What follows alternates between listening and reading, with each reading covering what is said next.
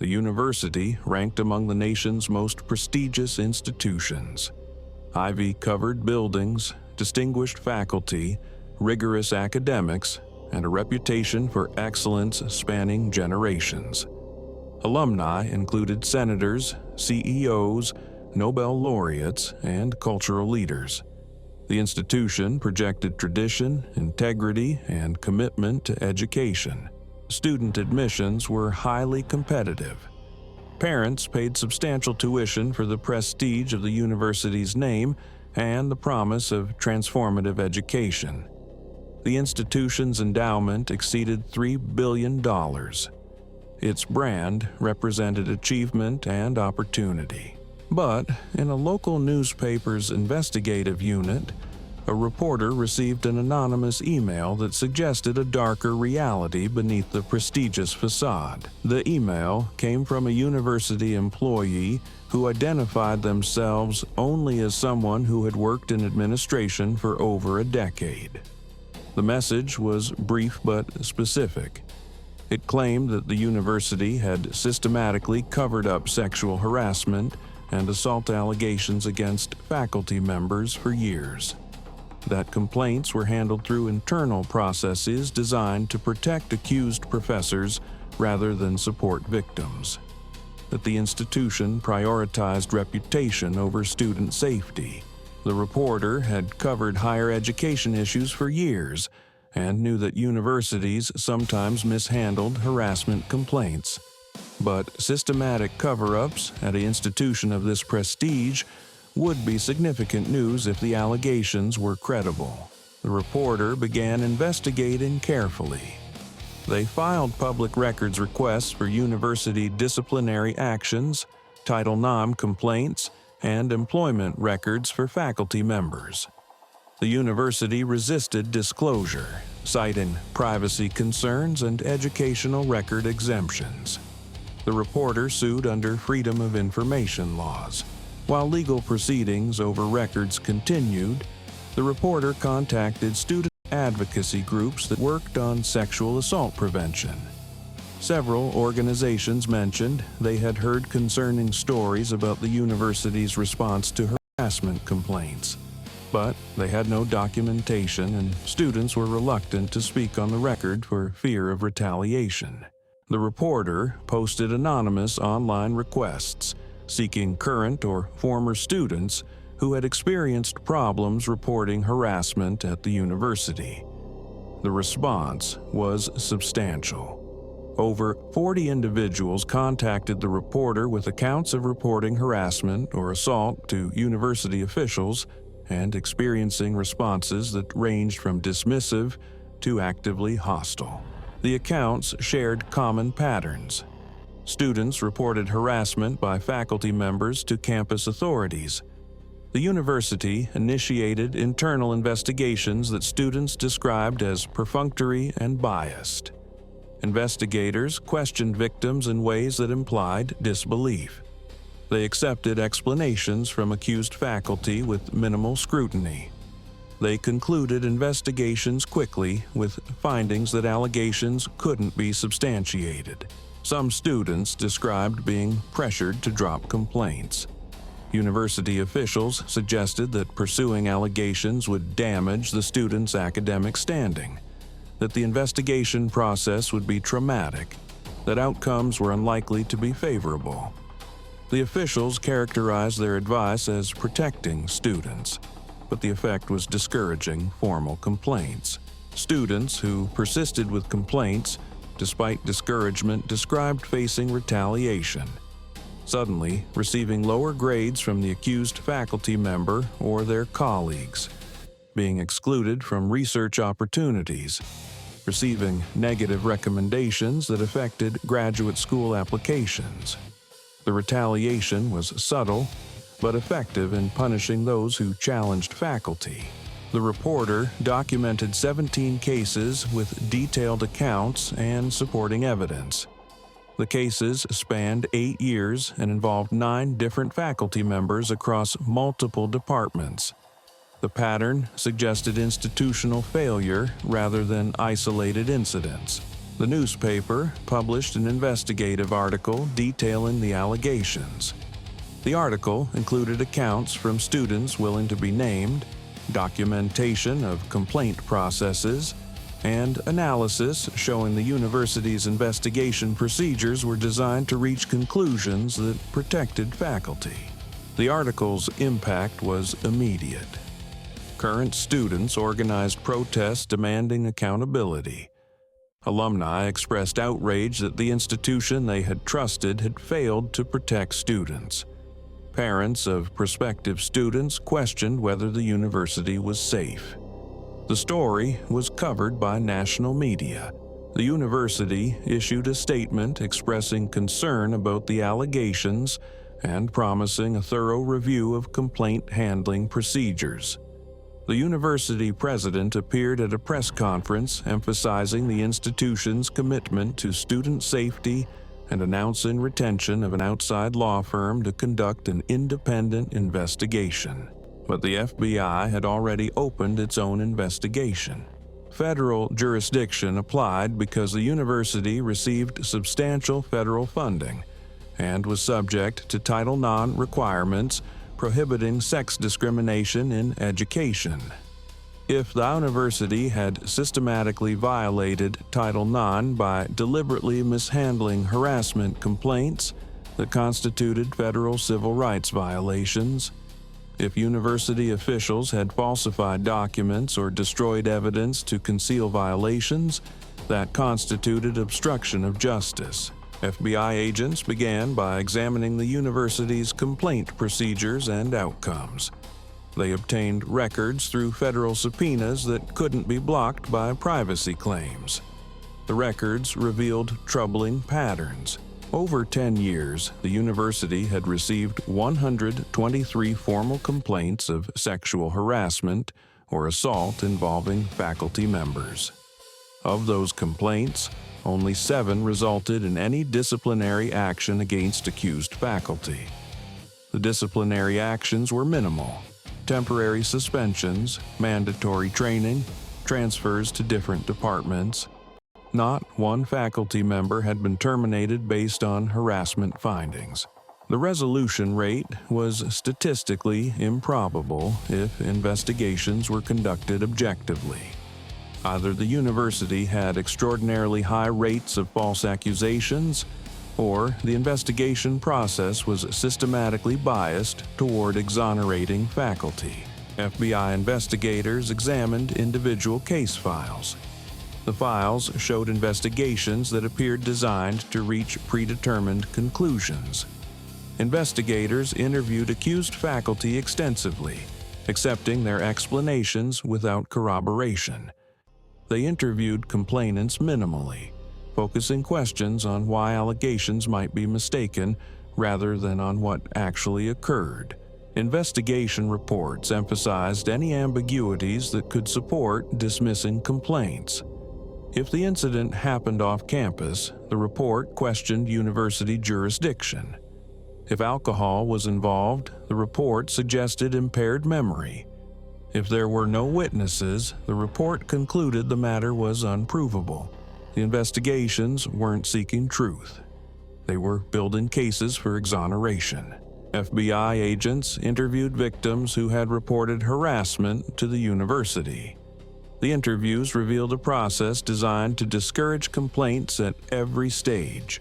One student described reporting that a professor had made sexually explicit comments during office hours and attempted physical contact. The university investigators' first question was whether she had done anything that might have been misinterpreted as encouraging the professor's behavior. The investigation focused on her conduct rather than the professor's misconduct. Another student reported being assaulted by a faculty member at an off-campus event. The university investigator told her that since the incident occurred off-campus, it might not fall under university jurisdiction. The investigator suggested filing a police report, a caution that criminal investigations were difficult and emotionally taxing. The student felt discouraged from pursuing any action. A third student reported a pattern of harassment by an advisor who made sexual comments and touched her inappropriately during research meetings. The university investigator interviewed the advisor, who claimed his comments were misunderstood academic discussion and his touches were friendly mentoring gestures. The investigation concluded there was insufficient evidence of misconduct. The FBI discovered that university officials had been warned repeatedly about problematic faculty members. Some professors had patterns of complaints spanning years. Multiple students had reported similar behavior by the same individuals. But each complaint was treated as isolated incident rather than part of a pattern. Federal investigators found evidence that complaint records were deliberately fragmented to prevent pattern recognition. Complaints were filed separately in different administrative offices depending on the type of allegation. No system existed to aggregate complaints against individual faculty members.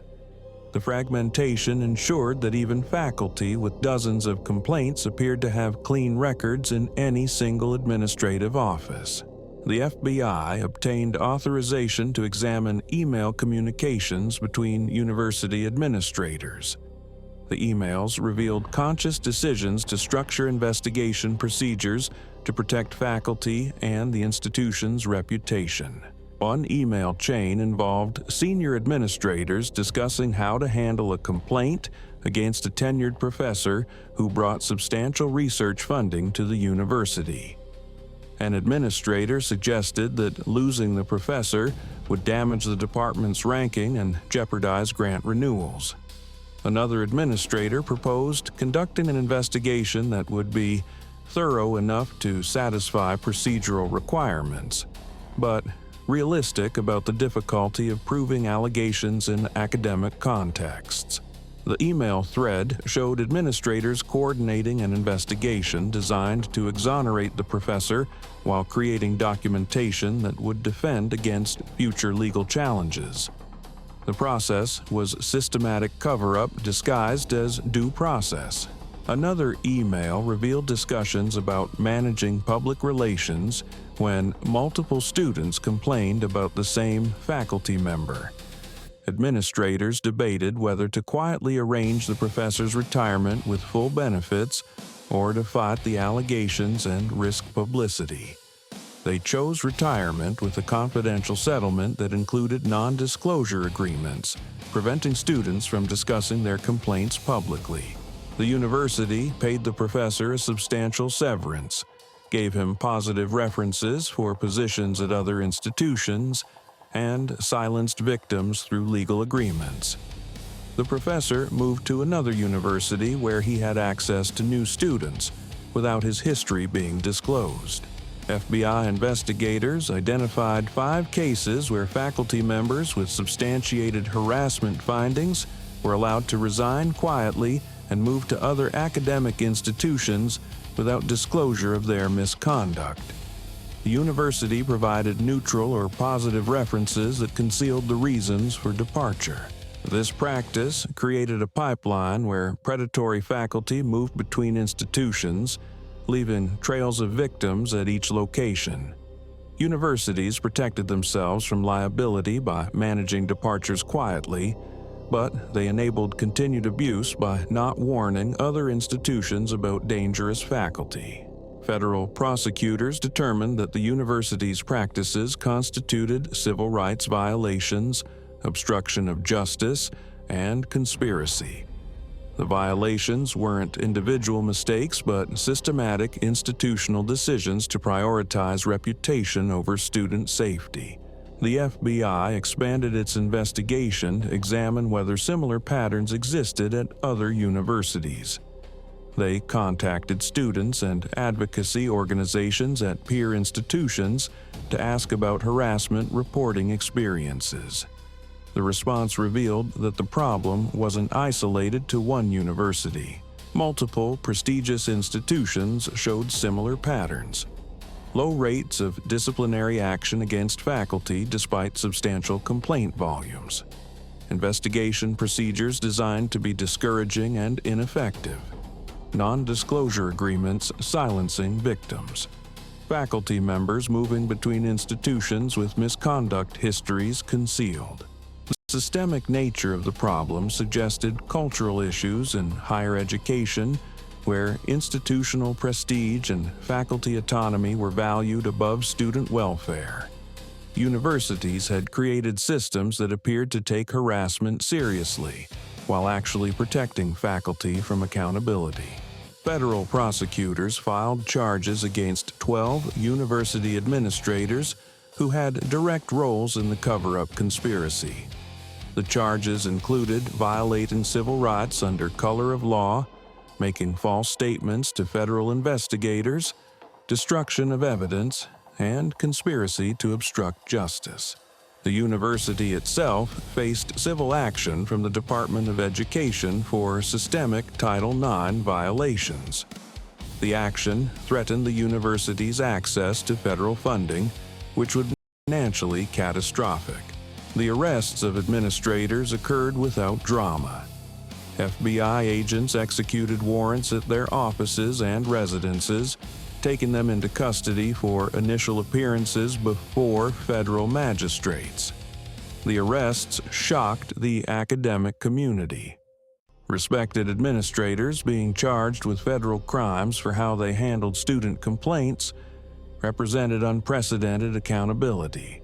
The university's Board of Trustees held emergency meetings. The president resigned. Several senior administrators were placed on leave. The board hired crisis management consultants and retained counsel to negotiate with federal prosecutors. The criminal trials began 18 months after arrests. Prosecutors presented extensive evidence, emails showing coordinated cover-ups, testimony from victims describing discouraging investigation processes, expert analysis showing investigation procedures were structurally biased, and financial evidence of settlements designed to silence complainants. The defense argued that administrators were trying to balance competing obligations, protecting accused faculty's due process rights, maintaining institutional reputation, and supporting complainants.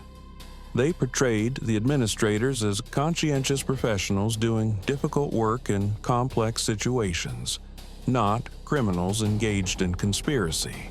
But the evidence showed deliberate choices to protect the institution rather than students. Investigations designed to fail. Complaints fragmented to hide patterns. Evidence destroyed when it threatened faculty or institutional interests. These weren't good faith efforts at fair process, but systematic obstruction of justice. The juries convicted the senior administrators on all major charges. Sentencing reflected that while the crimes didn't involve direct violence, they enabled violence against students by ensuring predators faced no consequences. The most senior administrator received 15 years in federal prison. Others received sentences ranging from 6 to 12 years. The university reached a settlement with the Department of Education avoiding funding termination, but requiring comprehensive reforms. The settlement mandated independent oversight of harassment investigations, public reporting of complaint statistics, elimination of non-disclosure agreements in harassment settlements, and affirmative duty to disclose faculty misconduct to other institutions. The reforms were extensive and expensive. The university had to restructure its entire complaint handling system, hire independent investigators, create victim advocacy offices, and implement training programs. The cost exceeded $50 million, and compliance would require ongoing substantial expenditures. But the financial cost was minor compared to reputational damage. Applications declined as prospective students chose other institutions. Alumni donations dropped as donors expressed disappointment in how the university had failed students. The institution's ranking fell as the scandal affected perception of academic quality and campus climate. Hundreds of former students filed civil lawsuits against the university seeking damages for harassment that had been mishandled. The lawsuits claimed the university's deliberate indifference to harassment had enabled ongoing abuse. The liability potentially exceeded $1 billion. The scandal triggered a broader reckoning in higher education. Other universities conducted internal reviews of their harassment complaint procedures before federal investigators did. Professional associations developed model policies for handling complaints. Accreditation bodies incorporated harassment response protocols into institutional evaluations, but implementation of reforms faced resistance. Faculty organizations argued that aggressive investigation procedures threatened academic freedom and due process. Administrators complained that new requirements created bureaucratic burdens. Some institutions implemented minimal changes while maintaining culture that discouraged complaints. The tension between protecting accusers and protecting the accused remained difficult to navigate. Investigations needed to be fair to faculty while also being effective at identifying actual misconduct. The process required balancing competing values without using one to nullify the other. 5 years after the scandal, the university had implemented the required reforms and demonstrated compliance. Federal oversight ended. The institution worked to rebuild its reputation through demonstrated commitment to student safety, but the scandal's legacy persisted. Students remained wary of reporting harassment, fearing institutional response despite new procedures. Faculty felt suspicious of complaint processes they perceived as biased against them. Trust in the institution had been damaged in ways that would take generations to repair. One victim, who testified at trial, captured the profound harm. I went to that university believing it was committed to education and student development. When I reported harassment, I learned that the commitment was to protecting faculty and institutional prestige. My complaint was treated as a problem to be managed, not a wrong to be addressed. The university chose the harasser over the person being harassed. That betrayal was worse than the original harassment. That statement reflected the unique harm from institutional betrayal. The harassment was damaging, but the institution's failure to respond appropriately was additionally traumatic. Students trusted universities to protect them and provide fair processes. When universities instead protected predators and silenced victims, they violated fundamental obligations. The FBI's investigation had exposed systematic cover-ups and held individuals accountable. But the investigation couldn't undo years of mishandled complaints, victims who left school, lives damaged by harassment that could have been stopped. The lesson was that institutions with prestigious reputations weren't immune from corruption. Elite universities could be just as capable of systematic wrongdoing as any other organization. Prestige sometimes made corruption worse because institutional leaders felt that protecting reputation justified extraordinary measures, including covering up crimes. Preventing institutional cover-ups required external oversight, transparency in complaint handling, protection for victims who came forward, and accountability for officials who prioritized institutional interests over legal and moral obligations. The university's administration building, where administrators had coordinated cover-ups, remained the institution's headquarters. New leadership occupied the offices where the conspiracy had been planned. The marble halls that had witnessed decades of decisions to protect predators now hosted reformed processes meant to protect victims. But buildings didn't commit crimes. People did. And until the FBI investigation, those people faced no consequences for systematic betrayal of the students they were charged with protecting, until a university employee sent an anonymous email to a reporter, until someone refused to accept that prestige and tradition justified protecting predators, until someone contacted the FBI.